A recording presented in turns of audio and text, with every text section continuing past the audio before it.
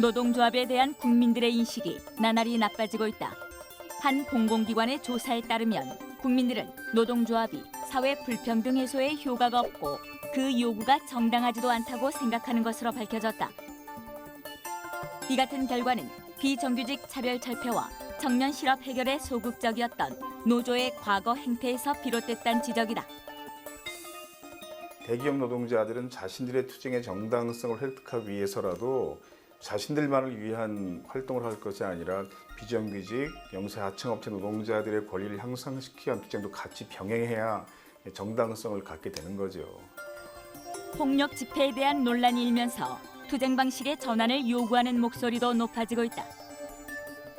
기업이 훨씬 더 잘하고 기업이 훨씬 더 앞서 나가는데 누가 기업의 광고를 믿지 청년들이 노조의 편을 들겠어요.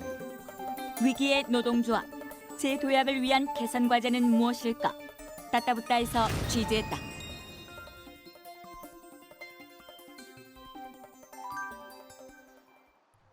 지난 8월 금호타이어 비정규직의 노조는 4시간 동안 부분 파업을 벌였다. 그런데 그날 곡성 공장 식당에서 정규직 노조 간부가 비정규직 노조원에게 식판을 던지며 거칠게 항의하는 일이 발생했다.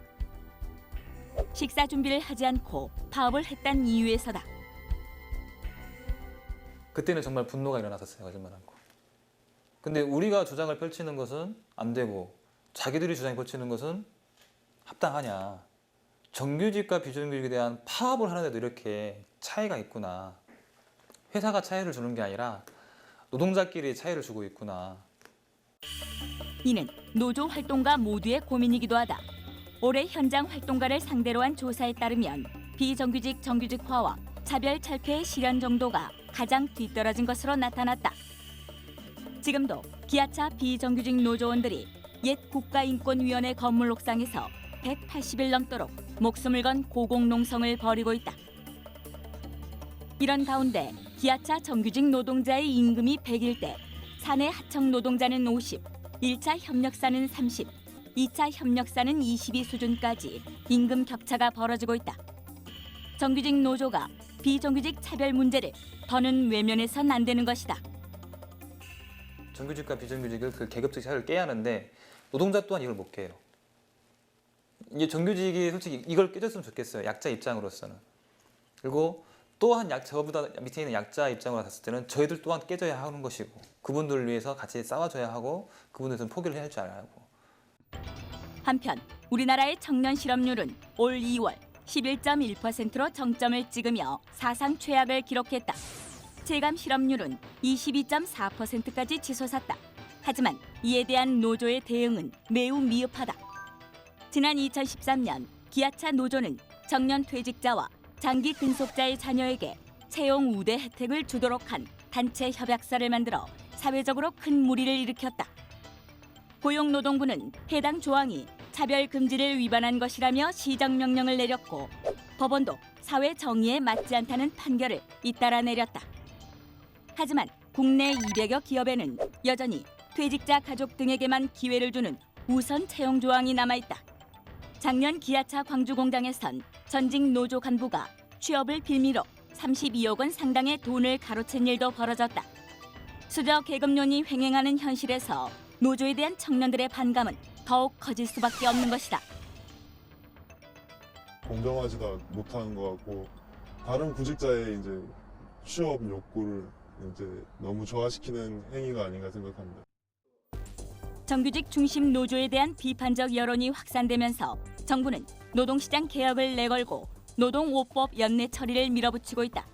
또 윤장현 광주시장은 광주형 일자리 창출 사업을 중점 추진 중인데 이에 따르면 정규직과 비정규직 중간 수준의 임금 체계를 구축해 양질의 일자리를 창출하고 각종 차별 해소를 통해 노동 생산성을 높이겠다고 밝혔다. 정책 효과에 의문을 제기하는 시각도 많지만 노동조합 안팎으로 일대 혁신을 요구받고 있는 것은 분명하다. 이제는 정규직 노동조합들도 그리고 민주노총이나 한국노총도 더 이상 비정규직 문제를 재벌의 책임이라든지 국가만의 책임으로 돌려서는 안 됩니다. 본인들도 같은 책임의 당사자로서 이 문제를 접근해야 된다고 봐요. 근데 우리는 기존의 노동조합들이 너무 자기 기업 안에서의 문제에만 집중했습니다. 그 안에서도 급급했지요. 그러나 이제 전체 사회의 문제, 새로운 고용 안전망, 복지제도 이런 문제에 관심을 가져야 되는 시기가 왔다고 저는 생각합니다.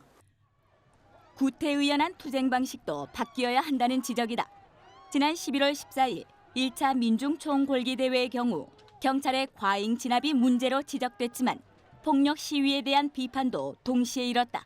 특히 젊은 세대의 경우 경직된 언어와 과격한 투쟁 방식에 대해 강한 거부감을 표출했다. 아기자기하고 그런 언어일 필요는 없어요. 청년들, 왜냐면 기업에서 하는 광고들이 다 아기자기한 게 아니잖아요. 과격하고 뭔가 그러더라도 청년들의 구미에 맞으면 청년들은 그거에 환호를 보낸단 말이에요. 그러니까 청년들에 대한 조사가 시급하다. 청년들이 정말로 뭘 원하는지, 그리고 그거에 기반해서 정말로 청년들이 공감할 만한 언어는 무엇인지. 올해로 창립 20주년을 맞은 민주노총은 이 같은 지적에 공감하면서도 노조 조직률이 10%에 머무는 현실을 감안해 부족한 역량을 채워나갈 조합원 개개인의 노력도 병행돼야 한다고 말했다. 노조 가입률이 10%인데 실질적으로는 100% 노동자에 대한 모든 책임을 지는 그런 사회적 요구를 받고 있습니다. 그래서 실질적으로 내가 노동조합을 통해서 내 권리를 주장할 수 있는 체계를 만드는 일, 이게 우선이라는 생각이 들고요. 사회 전반에 노조에 대한 부정적 인식이 확산된 가운데 조직 내 건강한 세력을 키워가는 지혜를 발휘해야 한다는 주장도 제기됐다. 대기업 노동운동이 기득권적 행태를 보이고 있다고 일방적으로 비난할 것이 아니라 그 내부에서 이 건강성을 유지하려고 하는 조직이 어떻게 하면 힘을 더 가질 수 있게 할 수 있는가. 지금 절반이 약간 안 되는 그 건강한 세력들이 어떻게 대다수가 될 수 있도록 하는가, 이런 고민을 해야 되고요. 올해는 전태일 열사가 쓰러진 지 45주년 되는 해이다. 하지만 차별, 착취, 폭력 금지를 명시한 근로기준법은 완전히 구현되지 않고 있다. 헌법에 규정된 노동권을 부정하는 기업의 행태도 문제지만 10% 정규직 노동자 중심으로 흐르는 경직된 투쟁도 개선돼야 한다는 지적이다. 특히 비정규직 차별 철폐와 청년 실업 해소 등 소외계층과의 연대를 강화해 노동조합에 주어진 사회적 책무를 다해야 한다는 게 공통된 목소리다.